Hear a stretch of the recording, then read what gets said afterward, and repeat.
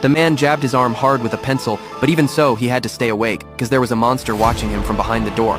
The man dared not show any sign of exhaustion, and so Mark stayed awake until the next day. His friend Eddie came to visit him, but Mark told him the monster had appeared again. This puzzled Eddie greatly, but Mark couldn't describe what the monster looked like. Eddie suggested that Mark get some sleep. I can't.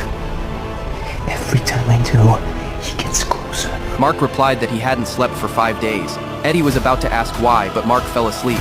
At that moment, Eddie saw the terrifying drawing Mark had made. Just as he was about to look closer, the door suddenly made a noise. Eddie glanced at it but saw nothing. Then Mark suddenly woke up, telling Eddie that this wasn't the first time the monster had appeared.